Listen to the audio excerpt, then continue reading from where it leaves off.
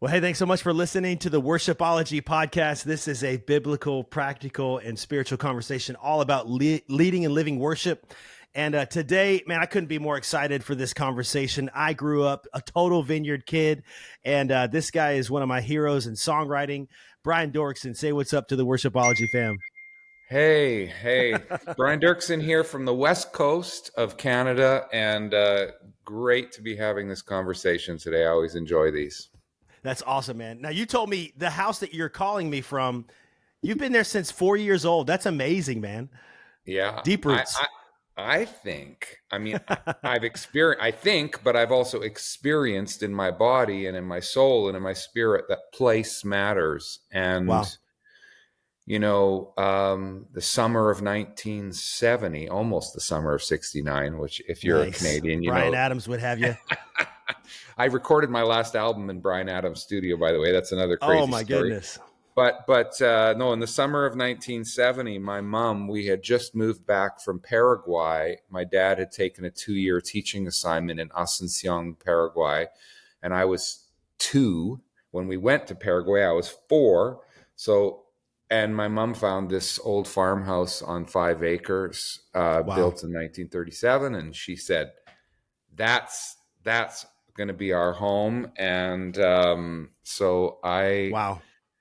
I don't know, that I've had all my first kind of like God moments on this property as a boy. I started writing songs on this property when I was a teenager. I'm still here. Dude. Yeah. Well, it reminds me of a house that is in my wife's family. Her grandma had it in the 70s. Her dad now has it. I'm hoping one day we'll get it, but it's a beautiful place in Tennessee. And there is something that comes with a place, the roots that go down deep, and just kind of reminds you of where you come from and where you're going. Brian, dude, tell some of our listeners, you've had an amazing journey and the best is yet to come. And just tell us a little bit how your story, like how did you get involved in songwriting, worship leading, from Canada to all across the world? Give us a glimpse of that. Yeah, well, maybe I'll start just simply that here on the property, a few feet away from where I'm talking to you, there's a ginkgo tree, ginkgo balboa, Japanese tree. A Japanese man built our house. And I remember as a boy lying on the hillside under the ginkgo tree, and it has these kind of interesting fan-like leaves. And in the summer, in the evening, as it would cool down, I would lie on the hillside, and the wind would flutter the leaves, and I feel like I started experiencing and hearing the whispers of God. Wow. I love you. I've made you for a purpose, like these kinds of like loving whispers, which really I think formed the foundation of the kind of songs I wanted to write and and my response back to my maker. So that was, and then I started, I loved music. I started experimenting with little things. I had no idea that, of course, it would become as much of my life as it was. And it wasn't until I was 22, actually. Yeah. I was still 22 in the summer of 1988. And we had our first baby daughter. I was married already I was married at 19. So I was 22. And I had another profound experience. And out of that experience, I wrote a couple of songs. One was called Father, I Want You to Hold Me. And then the second one was called Faithful One. Yep. Faithful One, So Unchanging. And, I had no idea. These were just personal prayers, right? Wow. And I didn't know that, fast forward, however many years, and they would be sung around the world. And I, in May of 2023, I did Faithful One at the coronation prom at Royal Albert Hall in London, England, on the day Charles was coronated, and the whole church got together to pray for their new sovereign. And I had a 300 voice choir backing me with a full symphony orchestra. And I'm like, and partly I'm thinking, I wrote this song kind of in our bedroom, looking at my first baby daughter, having these moments of like overwhelming love for her. Wow. but also the fragility and the vulnerability of life. And I'm like, okay, God, I need you more than ever. You're my faithful one, so unchanging. You are Wow. my rock in times of trouble. Even though I was, 22, and I knew that trouble would come, right? I Yeah. knew that Yeah. there would life would present difficulties for me, for my baby daughter, and this was my prayer on that day. So, I think for me, it's always started with the whispers of love, and I try and pay attention to them, and I carry on writing from them. That's amazing. I was just telling our church this last week when I was leading worship that, honestly, worship songs are really just prayers put to melody. And Yeah. and so how do you know, Brian, when you've got a song that is kind of that, wow, I'm having a moment with the Lord, I'm having a moment of just intimacy versus, hey, this could be a moment where many people connect with the presence of God. And then what do you do with that song? How does it go from a faithful one in your bedroom to a faithful one at Royal Albert Hall? I mean, that's just wild. Yeah. Well, first of all, we're not the architect of all of the elements of what will happen with the song. Wow. What we are architect or writer of is what we control. And I'm a songwriting instructor. I work with a lot of songwriters trying to help them write their songs. Is what we control is that those words, those melodies, the chords, that how we compose that song as an expression of our heart. And it's really Mm, interesting because songwriting is such a blend of heart, of openness, of spirituality, all of those things. And it also has a craft element to it where you learn how the craft works. wow. Now, if you get too fixated on the craft, you can start losing the heart, and you can start, it's like I guess in any genre of music, you could say, oh, I know the secret. I've got the secret formula to a hit Mm, song, and I'm just going to fill in these, right. put the building blocks in, and it's going to move people, but it somehow doesn't move people. That's why AI music will never move truly the soul and the spirit of Wow. anybody because it's just math, Wow. right? I mean, no degradation to math. I mean, I think math is good and it's important, but you don't create a piece of art by math. Yeah. Or by random selection. You are the selector. You are the vessel. You are the instrument. I say, to songwriters, you're the songwriting instrument, and Wow. your soul and what you experience. So you take your experiences. Maybe you have this impression you're hearing the whispers of God. Maybe you read a scripture and it's like living, right? It just Wow. pops to life. And then this melody comes into your head as you consider that phrase and all of a sudden you're singing it. Like you said, exactly. You're singing your prayer. Mm, You're singing your surrender. You're singing your affection. You're singing your wonder. You're singing your journey, really, all of those things. yeah. And you're going to do it in a way that's hopefully unique to you but still accessible to other people, right? That's good. And I think if you're really going to do this in a way that it's not just a personal expression, that it could become congregational, it could be owned and sung by other people. Mm, That's where there's craft elements that come along, that you learn how to work with a melody in such a way that it's genuine to you, but it's kind of one of the expressions songwriters have. Well, does it pass the whistle test? Could somebody okay. just hear it and whistle it back? Huh. Um, does it have that hook or that motif that people can remember? It's not so abstract, Right. you know. And again, I mean, music is like tension and release, or another way of saying it is like maybe some things that are a little bit more unexpected, but then you return to something that's expected. It's this Okay. blend, right? Yeah. The fresh and the familiar is another way of saying it. I always say, and that's even with lyrics, I think is That's so good. important. You have to say, If you just saying the same thing that every other song says, then why would you turn to that song to say it? There needs to be Wow. some fresh angle in it. But anyway, so it's this blend, this wrestling of heart, Wow. intuition, and then some learning of the craft.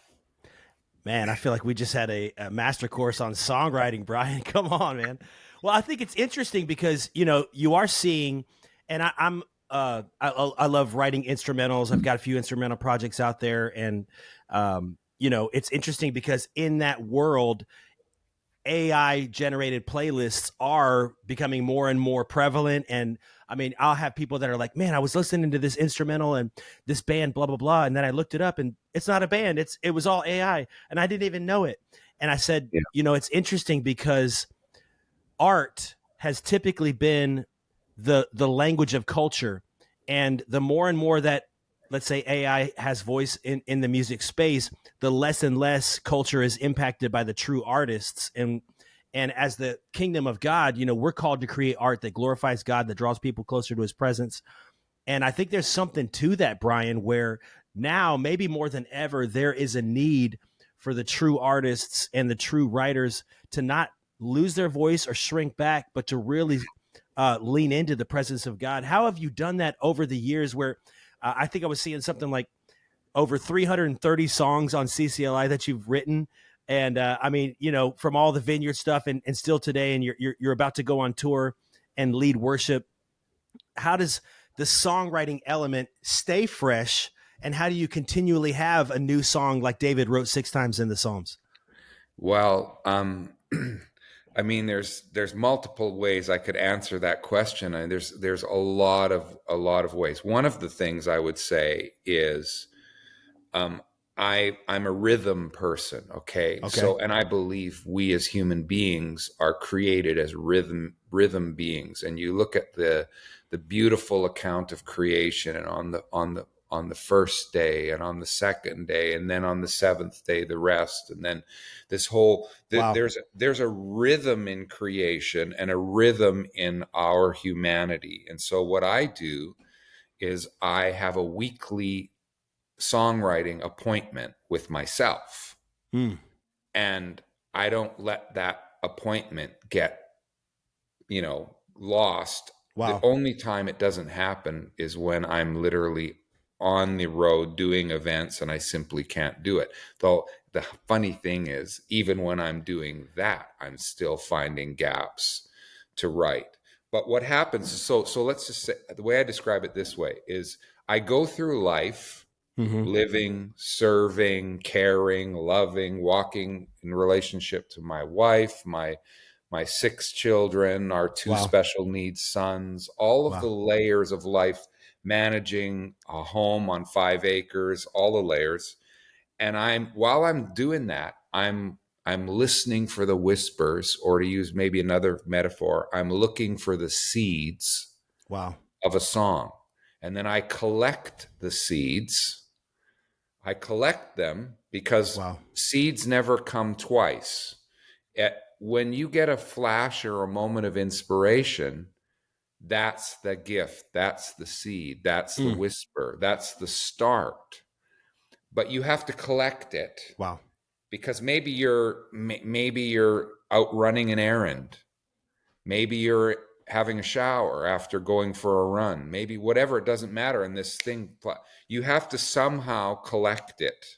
Wow. um, you speak it into your voice memo app on your phone, or you have a pad of paper by your bed and you jot the line down. Okay, Yeah. so you collect the seeds, and then I have a weekly appointment with myself where I show up for my 3-hour block, and I walk over to the piano that's right behind me there, Wow. Yep. and I have my notebook, I have my phone if I need to record a demo or whatever, and I either bring my seed collection with me, or I walk up to the piano and I open myself up and I say, Lord, I'm here. Wow. What's today's gift? What's today's? And I just go. I start. And now, Wow. obviously, like anybody, when you start something, we live in a world where we can access professionally produced, arranged, recorded, you know, music. And it's crazy with streaming platforms. You can almost access every recorded piece of music that the human race has ever done. Yeah. It's stupid almost. Well, anyway, but because when you start, it sounds faltering. Yeah. When you start, it sounds, oh, maybe there's something there. Not so sure. You know what I mean? But you learn to Mm. let go, to turn off the editor and just go. Give yourself permission to just be a fool, to Wow. sing, to try things, Yeah. and to have a moment. And this is all, of course, this is in private. This is, there's a foolishness to this. Wow. I think just like there is often in prayer, one of the reasons why I think we're invited in the Gospels, when you pray, go into the secret, go into your closet, is because when you're around other people, you're conscious of other people, and it changes what you say or Right. how you say it. You're worried. Oh, do I look okay? Do I Yeah. sound okay? Yeah. Crazy stuff that us humans struggle with. But when you're alone and nobody else is watching or listening, it's like, what's that expression? Dance like nobody's It's like watching. nobody's Like yeah. so when you're writing, you're like nobody's watching or listening, and you are just free to experiment Wow. and follow your heart and try things out, things that won't survive the editing process, but that's how you get there. Wow. And in all of these things, whether you're collecting the seeds or I'm in my regular writing time, I'm just processing life, spirituality, what I feel like my maker is saying to me, Wow. what I'm observing, and I'm always looking for gaps. Mm. I always write into gaps. Wow. So, like when I look at the repertoire, let's say, of our church and what we're singing, if I'm looking for seeds and ideas that would speak and sing into a gap that we're not singing about, Yeah. versus having the 30th song about the same thing that we're already Right. singing, right? Yeah. And some people get, and that's the cool thing, of course, both with the creative spirit and how it works, is there's never an end to gaps that need to be filled, Wow. but you have to see them, Yeah. right? You have to discern them, you have to recognize them, and you do that just by living and being Mm. open, like Wow. like always just going through life with an open heart and an open spirit, and waiting for the whispers, and Wow. then I jump into the songs. Wow. Okay, so I've got waiting for the whispers, right to the gaps, collect the seeds. I mean, if you're not inspired by that, you need to check your pulse, because that's pretty awesome right there. Now Oh, I got to ask about, um, you know, when you write a song like "Come Now's the Time to Worship," and a lot of worship teams, worship leaders listening to this, I would say, for me personally, top 10 worship song of all time, not just in catchiness or the meter that it's written in or anything, but in what it's meant for my journey and what I've seen it do in the global and local church.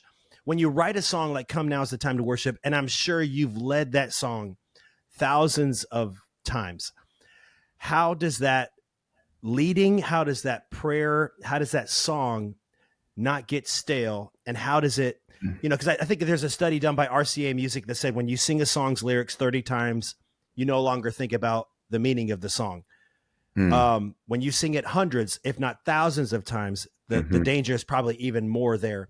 So talk to us a little bit about that. When you're singing a song that many times, how does that not get stale for you, Brian? Hmm.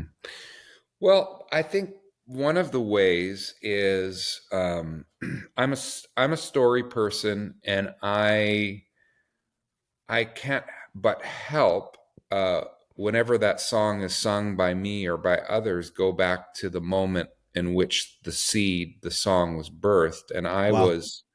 I was in It was a very, very challenging season. We had been working on launching a musical called Father's House Mm. back here in Western Canada, and it's a long story, but eventually it started out really well. The album did really well. The stage musical started out well, and then we kind of took it more semi-professional. We Mm. had like over 50 employees. We were launching a North American tour, and it collapsed, and we lost over $1 million Wow. and our home. Mm. And as because we put the equity from our home into it to try and keep it alive. And we also found out that our son, we had at this point we had 4 daughters and 1 son, and our son had a Wow. condition called Fragile X syndrome and would require care for the rest of his life. Wow. So we were quite bewildered, disoriented, devastated even by some of these things. Mm. And I was offered a job in London, England, to lead worship and to train songwriting worship leaders in the UK and Ireland. And so we arrived in the UK not knowing a soul. Okay. Wow. And we had just gone through all of this collapse and all of this hard stuff. And I went for a walk one morning on the streets of London where I was living. And I had this encounter, and it was like this, it was similar encounter to the day I wrote Refiner's Fire. This has only happened to Mm. me a couple of times in my life.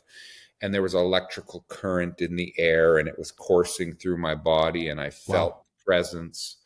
And then I heard, now this is a road in London, there's cars zipping by, Yeah. and I'm just walking, and I heard crackling in the atmosphere, come, Wow. now is the time.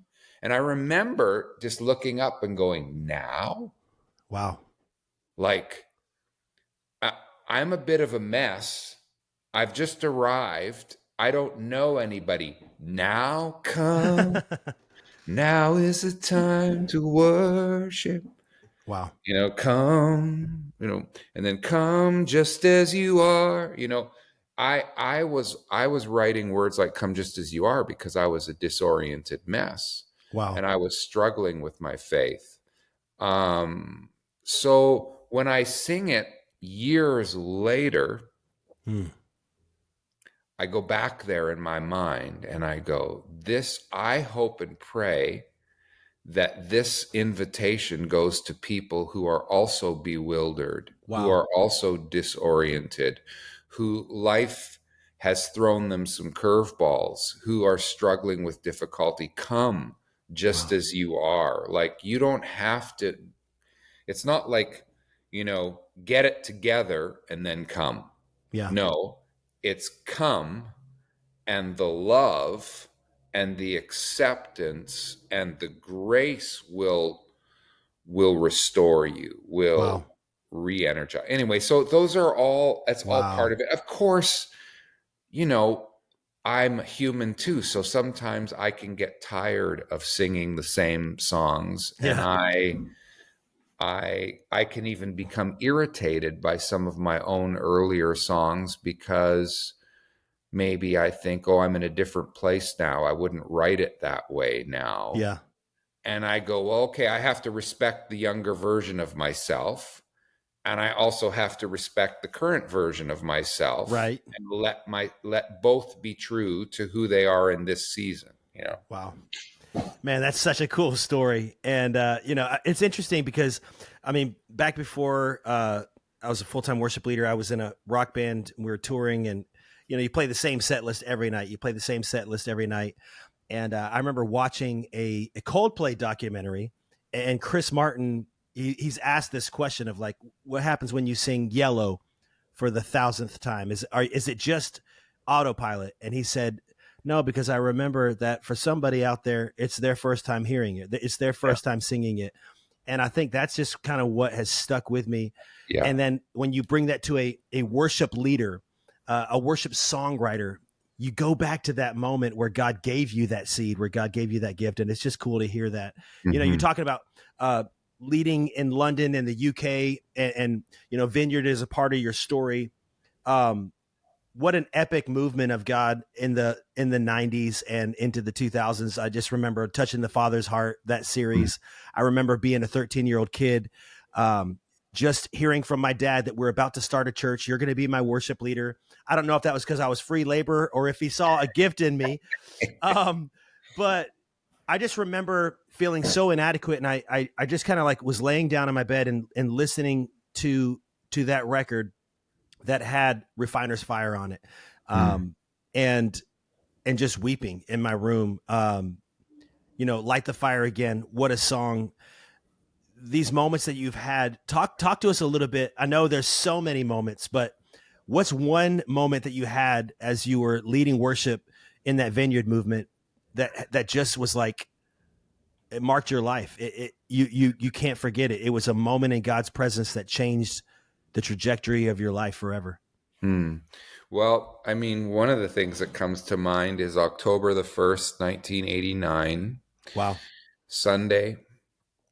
And we had Andy Park and I were kind of like the worship leaders of our little local vineyard church, the Langley Vineyard.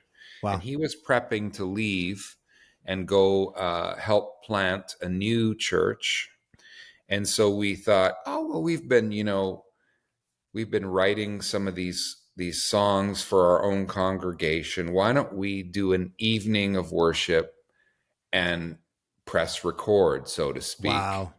And at this point, there, I think that I I don't I don't know if the Touching the Father's Heart series had started yet, but it was getting close to starting. Yeah. Of course, we were up in Western Canada, and that was happening more down in Anaheim, California. Though I would eventually, because of what's about to happen, I would end up spending quite a bit of time down there and did the Light the Fire again, Wow. recording and etc. But anyway, so back to October 1st. So we got, set up some microphones, whatever, and then in the afternoon before the evening, we thought, let's just get together now that we're technically ready and just spend some time in prayer and just wait on the Wow. Lord. And I'll never forget that afternoon. I Mm. I had such both well, I had two experiences. One was this just unbelievable peace and Mm. encouragement came upon me, but then it's like I've only had this happen a couple times in my life, but the fire Wow. hit me. And now Wow. I come from Mennonite background, okay? Okay. Dirk, Doerksen is a Dutch German name, so very, conservative, quiet. You don't show a lot of emotion. It's like the fire hit me. I was all I can say is like electrical current, like just coursing through my body. It knocked Wow. me to the ground, Wow. actually. And at first I thought, oh, like this is the judgment. I'm not pure enough Yeah. to be in the presence of a holy God. And he's coming to take me out before I have presumptively sing these songs, on the Oh stage. man. And it took about 30 seconds of the fire in me to realize that no, this is love. Actually, Wow. this is complete acceptance. And Wow. after about 15, 20 minutes of this, and I'm just weeping and Mm. everything, Mm. I'm able to come to, and I'm like grateful. Okay, well, I guess we're gonna do this. And we get up, and 400 or 500 people show up, and we just have the sweetest time. Like, just there's not it's not like crazy emotions. It was just peaceful, and we just sang through Wow. these songs, but you could feel presence in the Wow. room, right? And I thought, okay, well, we're making this little, cassette tape. This was back, we're going to Wow. Okay. mix this and make a cassette tape, and we're going to offer it to our congregation, and we'll, sell a few hundred units to cover some of the costs we paid in mixing it and stuff. And, and that cassette tape started finding its way. It was called Changed by Your Glory, live from the Langley Vineyard Wow. at the early parts of 1990. and all of a sudden Vineyard in Anaheim got it, this and that. It went on to sell 70,000 copies. Wow. And in essence, because of that night, you and I are having this conversation, because Wow. that was my first batch of songs that went out. I Lift My Eyes Up, Faithful One, Dude. Refiner's Fire, Father, I Want You to Hold Me. Those are the Wow. first little batch of songs that I wrote and then had the privilege of recording. And Mm. that is, that's, what is that now? 36 years ago. Wow, that's incredible. Yeah. I've been a part of some live recordings, not on that scale, I'm sure, but there is a fear that kind of takes over. Like, oh man, I don't want to mess up. I hope we don't have Yeah. any technical difficulties. I hope people show up. I hope these songs work. I hope the click tracks work and all this stuff. But then there is that supernatural peace of God that you just know He's in the room, and when He's in the room, fear has to leave. When He's in the Yeah. room, that's when it becomes more than just music, but it becomes a moment. And your songs have been the soundtrack of so many presence moments. And what is that like to, I was just thinking about this. A lot of times when songwriters have been around the block for a while, they hear about their songs that were written decades ago, and it's like, oh, I don't want to just keep looking back at the glory days.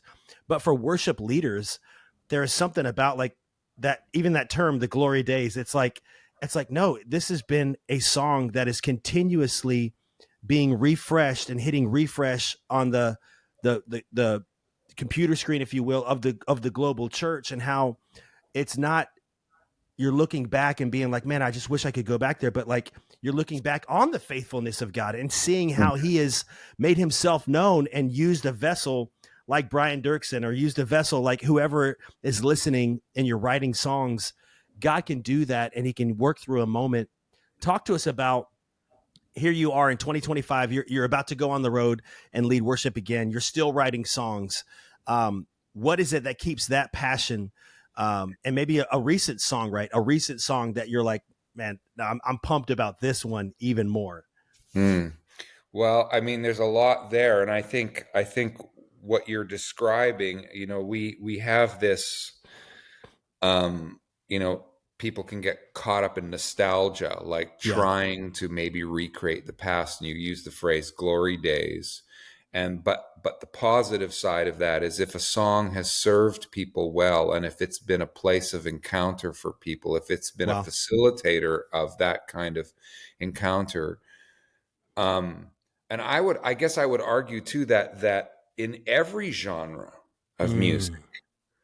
classical to pop to jazz to folk, the best songs, the enduring songs, there's an expression, they're evergreen. So when you hear I Can't Help Falling in Love with You, originally sung by Elvis, or when you Wow. hear some of these, or the great hymns, Right.